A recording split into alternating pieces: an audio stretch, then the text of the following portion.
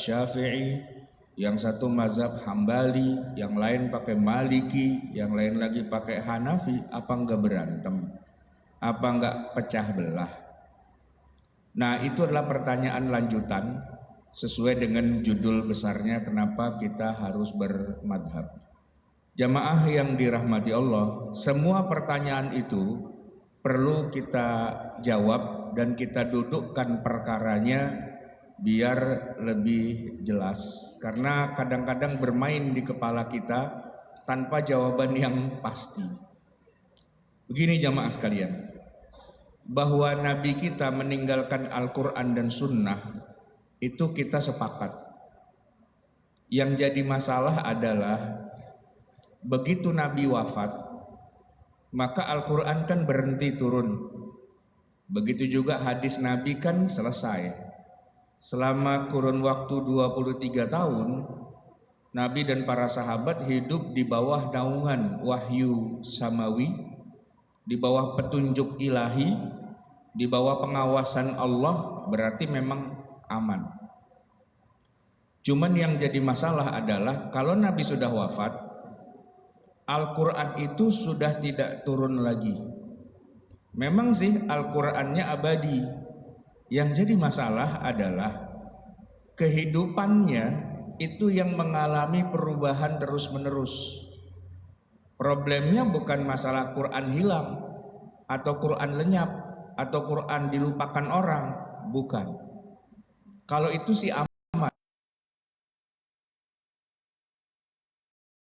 Bagian Al-Quran, inna nahnu nazzalna dzikra wa inna lahu lahafizun, itu jaminan. Quran tidak bisa dipalsukan, Quran tidak bisa hilang, Quran pasti akan ada terus. Sip, kita sepakat. Tapi yang jadi masalah bukan di situ. Zamannya yang berubah, zamannya yang berganti. Apa-apa yang sudah dijelaskan di dalam Al-Quran semuanya sudah jelas. Tapi kalau zamannya berubah, keadaannya sudah tidak seperti lagi di zaman Nabi. Nah, di situ kita punya masalah. Kenapa? Karena ada coverage area yang tidak tercover. Al-Quran mengcover semua jenis kehidupan khususnya di masa Nabi. Tapi begitu Nabi wafat, Quran berhenti, sudah nggak turun lagi. Ini zaman berkembang terus dengan berbagai macam problem kekiniannya. Kesini, banyak masalah yang tidak ada disinggung di dalam Al-Quran sebelumnya, termasuk tidak disinggung juga di dalam hadis. Nah, sehingga pada saat itu bagaimana cara kita menggunakan Al-Quran dan hadis kalau tidak klop dengan realita? Disinilah kemudian jamaah sekalian, pentingnya kita tahu bahwa Al-Quran itu sebenarnya sumber. Tetapi kalau kita berada di tempat yang sudah berbeda dengan tempatnya Nabi, apalagi zamannya sudah berbeda, maka kita punya masalah besar. Bagaimana mengaitkan ayat Quran yang suci dan mulia, mengaitkan sunnah Nabi yang sahih, mutawatir dan sebagainya, dengan realitas yang sudah berubah jauh. Itu jamaah sekalian sudah difikirkan oleh Nabi dan sudah terbersit. Ketika pertama kali orang-orang di negeri Yaman, jauh dari Mekah Madinah, orang-orang di negeri Yaman yang Kristen itu dengan budaya mereka, dengan pola hidup mereka, banyak yang kemudian masuk Islam. Lalu mereka minta kepada Nabi untuk diajarkan hukum-hukum agama Islam. Lalu Nabi memerintahkan salah seorang sahabat yang bernama Mu'adz bin Jabal untuk berangkat ke sana mewakili Nabi sebagai guru agama. Tapi sebelum Mu'adz berangkat, Nabi ngobrol dulu sama Mu'adz. Ngobrolnya bukan sembarang ngobrol, Pak. Mu'adz ditanya hal-hal yang paling urgen. Nabi bilang begini, kamu akan mendatangi satu kaum yang 100% beda dengan kehidupan kita di sini. Mereka itu ahlul Yaman, latar belakang kehidupan mereka Kristen, banyak masalah yang tidak bisa dijawab di dalam Al-Quran.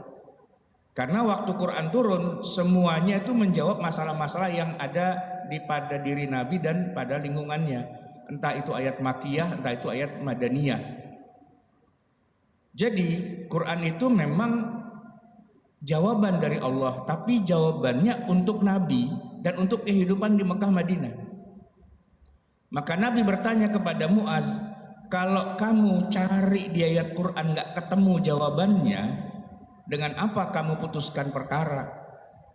Ya Muaz menjawab secara prosedural aja, kalau di Quran nggak ada berarti saya carinya di hadis. Oke. Tapi kalau di hadis juga nggak ada gimana? Nah di situ Pak, itu momen yang paling genting. Kalau di Quran nggak ada hukumnya, bahkan diubak-ubak di hadis juga nggak ada, ini gimana? Pak, yang bertanya itu bukan orang kafir, bukan orang zindik, bukan orang munafik, bukan orang yang tidak suka Islam. Yang bertanya kalau nggak ada di Quran, kalau nggak ada di hadis, yang bertanya itu Rasulullah. Jadi bukan mengada-ada. Nabi yang bertanya, kalau nggak ada di Quran bagaimana? Kalau nggak ada di hadis bagaimana? Yang nanya Nabi Pak. Apa jawaban Muaz? Sa'ajtahidu ra'yi. Saya akan berijtihad dengan menggunakan ra'yu saya, akal saya, nalar saya, logika saya, tapi tetap berpegang pada Quran dan Sunnah. Jadi ada dua sisi. Ada hukum yang disebutkan di Quran, tapi ada masalah yang tidak disebutkan di Al-Quran. Tempatnya berbeda. Yang satu di Madinah, setiap ayat Quran pasti ada kaitannya dengan kehidupan di situ. Tapi begitu di Yaman, itu nggak ada ceritanya di dalam Al-Quran. Ijtihad yang dilakukan oleh Muaz bin Yaman adalah mencari benang merah, similarity, kesamaan. Maka dibutuhkan intelektualitas, dibutuhkan kalau bahasa sekarangnya intelijensi, yang orang sekarang kan bilangnya AI, ya, artificial intelligence gitu ya. Nah yang dilakukan oleh Muaz adalah saya akan cari similarity-nya, kesamaannya antara kasus yang di Quran diceritakan atau di hadis ada dengan kasus yang di sana yang tidak secara teknis diceritakan. Saya akan cari benang merahnya. Tapi saya akan berhati-hati, tidak serampangan, tidak cocokologi, tidak ngasal, tidak asal colok-colokin begitu aja, tapi dilihat secara hati-hati. Jamaah sekalian, apa jawaban Nabi? Nabi tertawa dan sumringah dan menyatakan bahwa itulah jawaban yang paling tepat.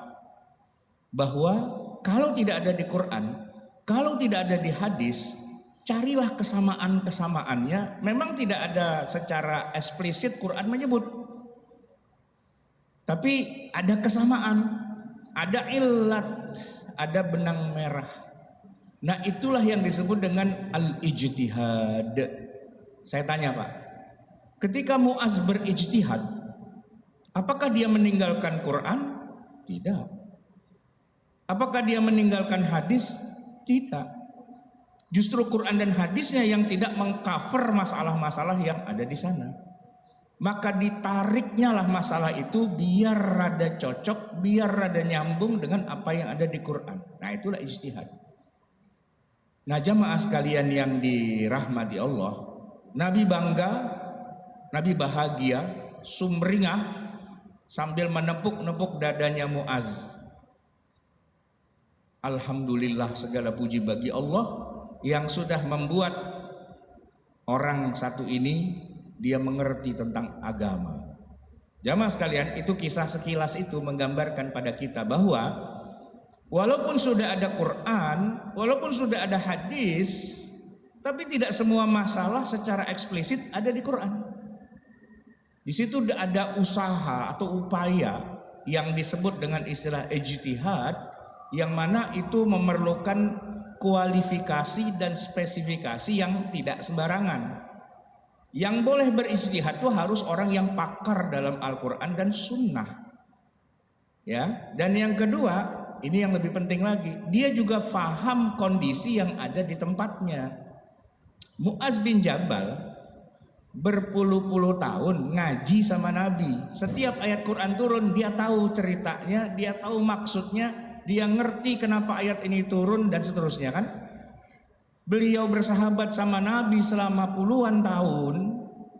Jadi beliau hafal luar kepala lah, kira-kira apa yang ada di kepala Nabi itu semua udah ada kopiannya di kepalanya dia. Udah hafal luar kepala. Sehingga ketika dia nanti berangkat ke Yaman dan melihat realita yang jauh berbeda dengan yang ada di Mekah atau di Madinah, ya beliau bisa mengkomunikasikan dua konteks itu, antara Quran Sunnah dengan realita di lapangan, dan disitulah yang dikatakan sebagai ijtihad.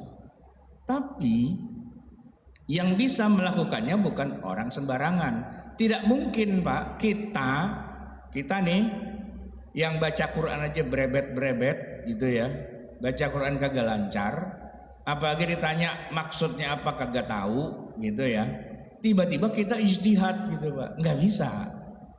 Hadis gitu juga, kita nggak tahu nih hadis sahih apa enggak, atau kalaupun anggaplah ada yang ngasih tahu ini sahih gitu ya, tapi konteksnya bener apa enggak begitu, atau jangan-jangan hadis itu sudah mansukh dengan adanya hadis yang lain, itu agak ribet. Nah maka harus ada spesifikasi orang yang langsung dididik oleh Nabi, yaitu para sahabat yang spesialis. Memang sudah dikader oleh Nabi untuk menguasai dua titik itu. Algoritmanya adalah menguasai Quran dan Sunnah dan menguasai realita di lapangan. Dan dia bisa menjawab semua tantangan itu. Di screening dulu sama Nabi, kalau emang lulus berangkat. Nah, tipe-tipe sahabat yang kayak gini Pak, ini jarang-jarang adanya memang. Jarang-jarang adanya. Artinya dari 124.000 sahabat, kan salah satu di antara penelitian, berapa sih jumlah sahabat? 124.000 katanya. Itu tidak banyak yang kualifikasinya kayak Mu'az bin Jabal itu, nggak banyak. Kenapa ya? Karena kan susah juga mengkader orang kayak gitu kan. Jadi hanya orang-orang pilihan saja. Nah, apa yang dilakukan oleh Nabi mengkader para sahabat biar ngerti Quran Sunnah, ngerti realita, ya, itulah yang disebut dengan ijtihad. Oke, ketika para sahabat ini kemudian menggantikan posisi Rasulullah begitu Rasulullah wafat, katakanlah seperti Abu Bakar, Umar, Utsman, Ali dan seterusnya. Nah maka perubahan zaman silahkan terjadi, tapi mereka dengan mudahnya menyelesaikan masalah itu. Sesuatu yang mungkin tidak secara eksplisit ada di Quran atau di hadis, tapi mereka bisa jawab dengan mudah. Karena intelijensianya dia, karena kepakarannya dia dalam Quran dan Sunnah mengajarkan dia ke sana. Nah itulah yang disebut dengan istilah kemampuan berijtihad, khususnya mengkias antara satu kasus dengan kasus yang lain. Nah jemaah sekalian, budaya untuk melakukan ijtihad ini itu dilestarikan oleh para sahabat dengan cara mereka mengkader juga lagi murid-muridnya. Dan murid-muridnya, kalau kita sebut mereka sahabat, muridnya berarti tabi'in. Tabi'in ini ya kan, dia kader lagi di bawahnya menjadi tabi'ut tabi'in. Jadi bayangin Pak, dari Nabi kepada sahabat, dari sahabat kepada tabi'in, dari tabi'in kepada tabi'ut tabi'in. Yang diajarkan bukan sekedar riwayat, tapi bagaimana mengolah ayat, mengolah hadis untuk bisa digunakan dalam realitas yang berbeda-beda. Dan itu keren Pak. Nah maka Apa yang sudah dilakukan dari generasi ke generasi itu, yang tadi kita sebut dengan istilah ijtihad, itulah yang kemudian menjadi satu cabang ilmu, namanya ilmu fikih. Ilmu fikih, ilmu untuk memahami. Jadi kalau Quran hadis itu sumbernya, kemudian lapangannya adalah kehidupan nyata. Nah, ilmu untuk mendapatkan kesimpulan hukumnya namanya ilmu fikih. Hasil-hasil dari ijtihadnya itulah jadi fikih. Dan orang-orang yang kemudian menjadi pakar dalam masalah ijtihad, sebenarnya mereka itu sedang menjalankan Quran, sedang menjalankan sunnah. Jamaah sekalian, kalau ada yang bertanya, kenapa harus keluar dari Quran dan sunnah? Jawabannya bukan keluar. Jawabannya karena Quran dan sunnah dipenjara dengan waktunya dan tempat di mana Nabi tinggal. Kalau abadi, abadi Pak. Tapi bagaimana menggunakan sesuatu yang dia stuck di situ untuk zaman yang terus berubah, itu butuh algoritma, butuh metodologi. Dan yang bisa melakukannya adalah orang yang memang pakar di bidang dua itu, yaitu para mujtahid. Cabang ilmunya, karena dia menjadi sebuah cabang ilmu, namanya ilmu fikih yang ditopang dengan dasarnya, yaitu ilmu usulul fikih. Maka ilmu fikih dan ilmu usul fikih itu lahir dari Quran dan dari sunnah. Kebutuhannya mendesak. Pak, seandainya saja begitu Nabi Muhammad wafat langsung kiamat, selesai Pak, aman. Kita nggak butuh ilmu fikih. Kenapa? Masalah udah selesai. Karena begitu Nabi wafat, jebret 3 hari kemudian berkiamat, udah selesai. Masalahnya adalah Allah menunda kiamat itu sampai puluhan tahun, sampai ratusan tahun. Bahkan kalau sekarang ini kita hitung dari zaman Nabi, sudah 1400 tahun. Selama masa itu jangan dikira kehidupan itu stuck diem gitu, enggak. Dia mengalami perubahan yang drastis, yang enggak nyambung sama sekali antara kita hidup di zaman sekarang dengan hidup di zaman Nabi. Saya ambil contoh yang sederhana Pak. Kita ngomongin ayat Quran ya. Di dalam Al-Quran itu kan Allah sudah menetapkan, ini Quran, ketentuan yang tidak bisa diotak-atik. Al-Quran menyebutkan bahwa harta zakat yang dikumpulkan itu hanya boleh dibagikan kepada 8 asnaf. Dari 8 asnaf itu di masa Nabi ya semua dapat. Cuman masuk zaman Umar ada satu asnaf yang hilang. Kok hilang? Menurut Umar, dulu mereka masuk kriteria, tapi sekarang mereka nggak masuk kriteria, hilang. Apa itu? Wal mu'allafati qulubuhum. Jadi kalau saya baca ayatnya secara lengkap ya, a'udzubillahi minasyaitonirrajim, innamas shadaqatu lil fuqara'i wal masakin, lil fuqara'i wal masakin wal 'amilina 'alaiha. Ya, nomor 4, wal mu'allafati qulubuhum. Di zaman Nabi ayat itu turun, Nabi memberi sejumlah harta zakat kepada orang kafir yang tidak mau masuk Islam dan membahayakan kaum muslimin. Diajak masuk Islam nggak mau, didiamin aja, nyerang mulu. Maka KUHP, kasih uang habis perkara. Nabi tahu ini orang susah diatur. Diajak masuk Islam kagak mau, diajak damai nggak mau juga. Ujung-ujungnya duit Pak, UUD. Dan Nabi tahu kasih uang habis perkara. Maka didatangin kepala suku sama Nabi, jadi lu maunya gimana? Maunya duit, nih gue kasih duit, tapi jangan diapa-apain kaum muslimin. Deal, aman. Itu berlangsung selama bertahun-tahun. Jadi yang dimaksud dengan mu'allaf kalau di masa Nabi ya, bukan orang masuk Islam, bukan. Kalau orang masuk Islam, semua sahabat tuh mu'allaf, Pak. Masa tiap ada mu'allaf ya Rasul sama masuk Islam, asyhadu an la ilaha illallah, nih zakat, asyhadu an la ilaha illallah, nih zakat, asyhadu an la ilaha illallah, nih zakat. Ya enggak, bubar Pak keuangannya. Mu'allaf itu adalah suku yang ganas, kepala sukunya itu kepalanya lebih keras dari batu, suruh masuk Islam ogah dan ngeribetin aja urusan tiap hari. Maka kasih duit itu bahasa universal, diem. Nah, itu berlangsung sampai Nabi wafat. Begitu Nabi wafat, mereka datang kepada Abu Bakar. Abu Bakar, waktu Nabi Muhammad hidup, kita dapat jatah nih, jatah reman. Kemariin. Kata Umar, jangan kasih. Kenapa? Itu kan dulu dia lagi jaya-jayanya dan kita tuh masih cerek lah gitu. Kalau sekarang kekuatan kita udah berimbang, jangan kasih Abu Bakar. Tapi Abu Bakar berpikir, kalau dulu Nabi memberikan, kenapa saya tidak? Ya udah, Umar, sorry ya, saya tetap kasih dah, gitu. Nggak apa-apa, duitnya banyak kok, kasih aja ke dia, gitu. Biar dia nggak ribet, kita udah punya banyak urusan nih, udah kasih aja, kasih. 2 tahun Pak, mereka dikasih jatah. Tapi begitu Abu Bakar wafat, Umar naik jadi Amirul Mukminin. Kepala sukunya datang lagi, Mar, jatah dong gitu. Apa kata Umar? Agak ada jatah-jatahan.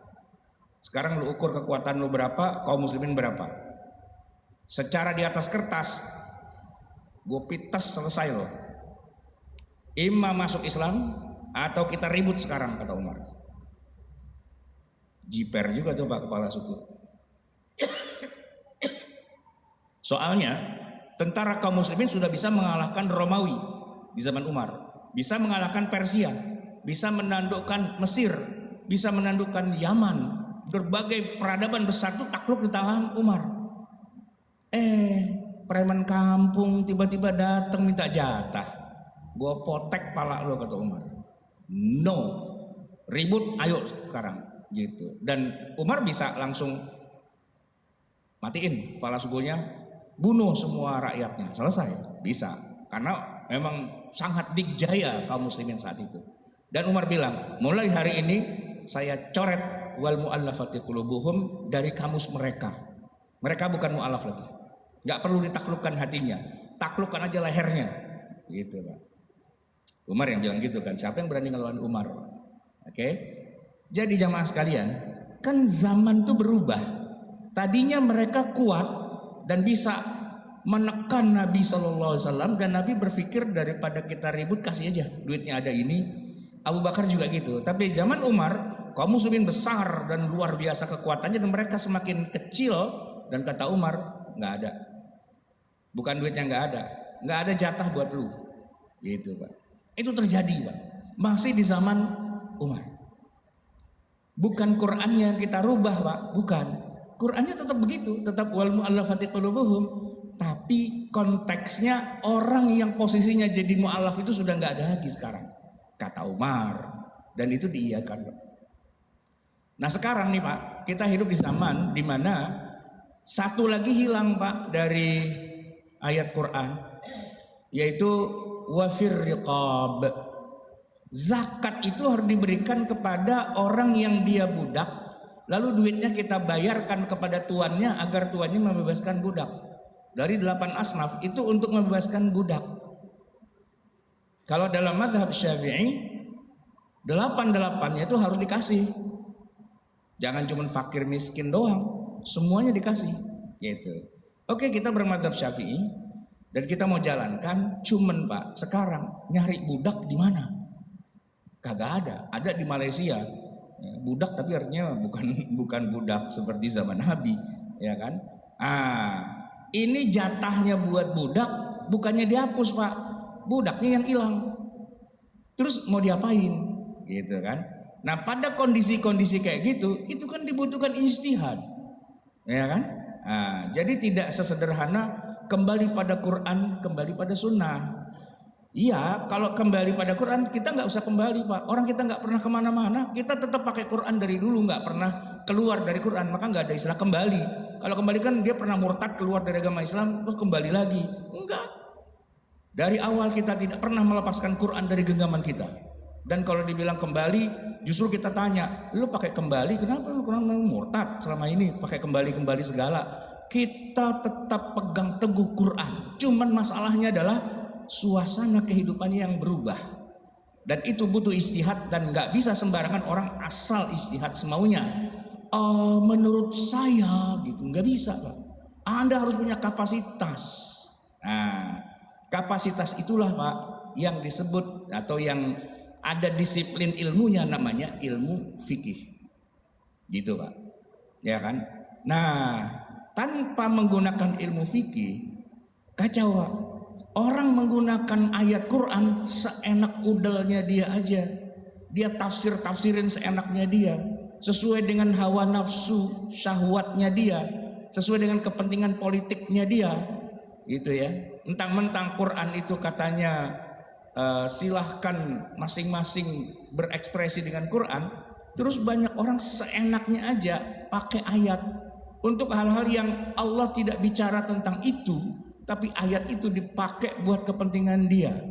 Berapa banyak orang yang melakukan hal-hal seperti itu kan? Apalagi di Al-Quran itu Pak, banyak sekali ayat yang cerita tentang umat terdahulu. Kisah umat terdahulu dalam Al-Quran itu lebih banyak daripada ayat hukum.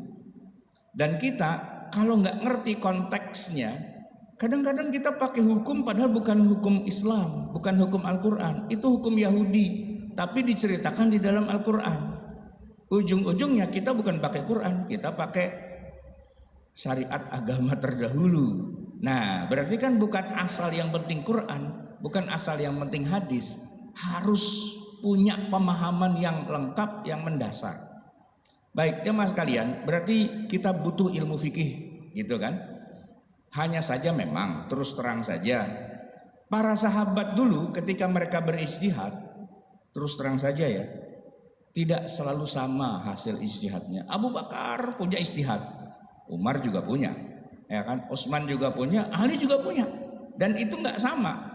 Nggak samanya banyak dipengaruhi oleh faktor-faktor teknis dan non teknis. Kalau yang teknis ya, misalnya nih Pak, kenapa Abu Bakar tetap ngasih harta kepada orang-orang kafir itu, mu'alaf itu? Karena di zaman itu mungkin kekuatan kaum muslimin juga belum terlalu ngefek kekuatannya. Jadi masih diukur-ukur, kuat nggak nih kita, ngimbangin kuat nggak gitu. Abu Bakar ragu-ragu, daripada jadi masalah, udah kasih aja dulu, toh duitnya juga ada. Tapi ketika di zaman Umar, kenapa Umar 180 derajat berbeda? Karena Umar yakin banget, loh Persia aja jatuh ke tangan kita, Romawi aja jatuh ke tangan kita, Mesir aja jatuh ke tangan kita, masa preman kampung kita nggak bisa ngadepin? Gitu Pak. Jadi kan suasananya sudah berbeda. Jadi ijtihadnya Abu Bakar dengan ijtihadnya Umar bisa saja berbeda. Karena zamannya berbeda, konteksnya berbeda. Nah begitu. Nah maka para ulama ahli fikih kalau mereka bisa berbeda, itu logis, masuk akal, wajar, masuk di nalar kita. Kalau kita tahu sejarahnya mereka masing-masing, di mana mereka hidup dan sebagainya, oh iya, kenapa Syafi'i bilang begini, kenapa Hanafi bilang begitu, kenapa Maliki bilang begini dan sebagainya, kita kembali ke zaman mereka hidup. Oh iya sih, kalaupun kita ada di situ zaman itu, pasti kita bilang oke, itu betul tuh, cakep tuh, gitu kan. Tapi kalau kita hidup di zaman yang lainnya lagi dengan ulama pakar ahli fikih yang lain, ya nalar kita juga bilang iya sih, itu benar juga, begitu. Nah oleh karena itu setiap zaman tuh punya ulamanya, setiap zaman tuh punya pakarnya, dan setiap zaman punya varian-varian kehidupan yang berbeda. Jadi bahwa dalam ilmu fikih ada mazhab A, B, C, D, E dan seterusnya, nggak ada masalah. Selama yang berbeda itu pakarnya, oke. Gini Pak, saya kasih contoh ya. Ini handphone kita ini Pak, gini-gini, handphone Cina nih Pak, murah sih ya, bukan iPhone, ini Vivo nih Pak. Mesinnya menggunakan teknologi Android, OS-nya. Sedangkan kalau Bapak punya iPhone, OS-nya bukan Android, iPhone ya iPhone. Nanti yang lain punya teknologi yang lain lagi. Dulu zaman kita masih agak jadul, Nokia itu kan pakai namanya Symbian dan beda-beda. Itu semua adalah dikerjakan oleh beribu-ribu pakar di bidangnya ketika mereka berijtihad menciptakan aplikasi atau operating system. Dan masing-masing punya kehebatan, punya kemampuan, dan punya sejarahnya sendiri-sendiri. Nah pertanyaannya gini Pak, kalau saya nggak mau pakai Android dan saya nggak mau pakai iPhone. Saya nggak mau pakai semua yang ada. Saya mau bikin sendiri operating system. Boleh nggak? Ya kalau masalah boleh mah boleh. Cuman seberapa kan gitu ya. Oke, itu contoh agak kejauhan kali. Yang lebih real aja Pak, mobil. Antara mobil listrik dengan mobil bensin, combustion engine dengan elektrik. Itu lahir di zaman yang berbeda dengan algoritma yang berbeda, dengan logika yang berbeda lah pastinya. Masing-masing pasti punya kehebatannya, gitu kan? Tapi nggak bisa Pak. Mesin mobil yang didesain dengan combustion engine itu kemudian diaduk-aduk begitu aja dengan mobil listrik, nggak sama. Ada yang bisa sama, mungkin bannya bisa sama, spionnya bisa sama, bodinya mungkin bisa sama, tapi buka isi perutnya, itu udah lain. Mobil listrik kalau kita buka kap mesinnya kagak ada isinya, mana dia mesinnya, adanya cuma baterai sama controller sama motor penggerak, udah gitu doang. Sementara combustion engine itu, beribu-ribu spare part di situ yang diatur ya kan dan sebagainya. Kan logikanya beda, ya kan? Walaupun akhirnya nanti tujuannya sama-sama vehicle, sama-sama kendaraan, tapi kan dia menggunakan algoritma yang berbeda. Pak, Bapak mau pakai combustion engine, oke, nggak ada masalah. Mau pakai mobil listrik juga nggak masalah, gitu kan? Nah, cuman kalau Bapak mau bikin sendiri, saya nggak mau pakai mobil yang diproduksi oleh apa itu Toyota, apa itu Honda, apa itu Wuling. Saya mau bikin sendiri. Boleh nggak Pak? Boleh. Cuman jadinya ya odong-odong gitu Pak. Odong-odong, ya kan? Dengan kecepatan maksimal ya 20 km per jam. Dan nggak ada remnya itu Pak. Bisa nyelip, bisa nyusruk itu. Masuk tol kagak boleh Pak. Tidak laik darat dia itu, gitu kan? Nah, bengkel-bengkel las di kampung itu Pak, bisa bikin odong-odong Pak, bisa. Gitu. Tapi namanya odong-odong ya odong-odong. Jangan disamakan dengan produk-produk dari pabrikan yang besar gitu ya. Kan itu dua hal yang berbeda. Maka madzhab al-fiqhiyah itu ada 4 ya sekarang. Sebenarnya jumlahnya ada banyak, tapi begitulah Pak, naik turun. Yang tersisa sekarang tinggal 4, ada Syafi'i, ada Hanafi, ada Hambali dan sebagainya. Ya kita tinggal pakai aja, tidak ada kelebihan atau kehinaan gara-gara saya pakai itu dia pakai ini terus hebatan yang ini hebatan itu, enggak. Masing-masing punya keistimewaannya sendiri-sendiri. Hanya saja kalau kita nggak mau pakai sama sekali dan kita ngarang sendiri, itu sama Pak, kita nggak mau naik mobil mereknya yang udah ada dari pabrikan gitu, tapi kita bikin sendiri dari besi tua, kita las sono, sambung sini ya kan, kanibalisme dari berbagai macam rongsokan, lalu kita bikin sendiri. Jadi sih Pak, mobil mesin potong padi gitu Pak, ya kan? Karena bukan pakarnya yang bikin gitu. Nah beda dengan mobil produksi yang komersial, yang betul kan ada katakanlah uji cobanya, ada jaminannya, ada berbagai macam standar yang harus diikuti gitu ya. Jamaah sekalian, itulah kira-kira gambarannya. Jadi kenapa kita harus bermazhab? Kira-kira pertanyaan gini, kenapa kita kalau naik mobil harus yang ada mereknya gitu Pak? Ya biar itu beneran mobil. Jangan kita naik getek kita bilang kita naik mobil, enggak gitu. Kalau kita beli mobil atau beli motor yang ada mereknya, apapun itu mereknya, tapi ini dikerjakan oleh pabrik yang serius gitu, bukan dibikin di tukang las gitu ya.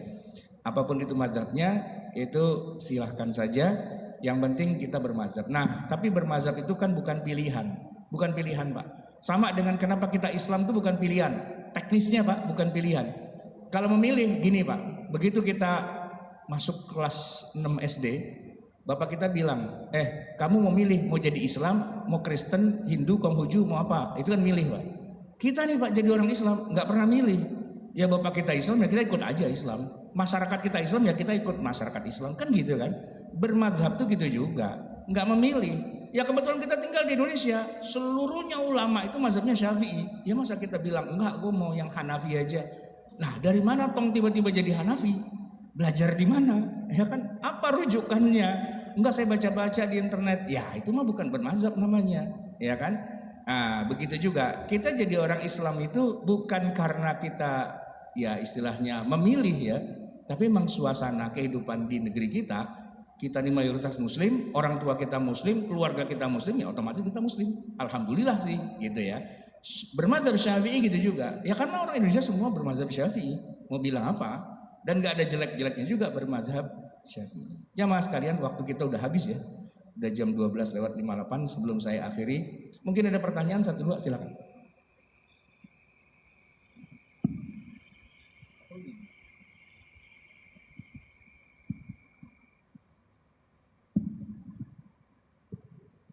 Ustaz, ini menanyakan terkait yang fenomena sekarang itu, ada salah satu rekan itu dia mengakui pinjaman pinjol kan. Uangnya sudah diterima, ketika mau pelunasan pinjolnya udah tutup.